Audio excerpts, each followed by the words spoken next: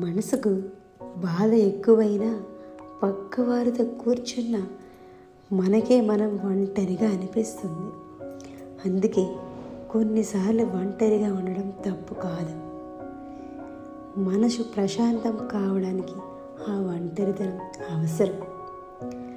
మన బాధను మనం ఎవరికి చెప్పినా వాళ్ళు వింటారు, కానీ అర్థం చేసుకోలేరు. కానీ మన హృదయం మాత్రం మన బాధని పూర్తిగా తెలుసుకుంటుంది. అందుకే మనసు నొప్పి పెరిగినప్పుడు కొద్దిసేపు నిశ్శబ్దంగా ఉండడం మంచిది.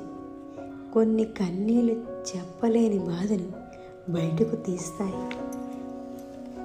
కన్నీళ్ళు పడడం బలహీనత కాదు, గుండెల్లో పెట్టుకున్న భారాన్ని తేలిక చేయడం.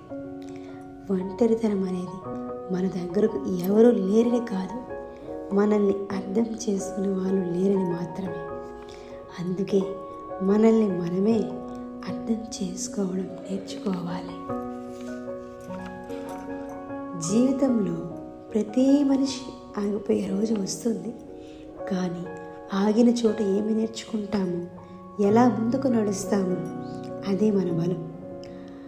బాధలు మనల్ని కోల్చడానికి ఏమీ రావు, మనలో ఉన్న నిజమైన శక్తిని బయటకు తీసేందుకు వస్తాయి. మనల్ని మనమే పట్టుకునే వరకు ఎవరూ పట్టించుకోరు. అందుకే మొదట మనమే మనకు బలం కావాలి.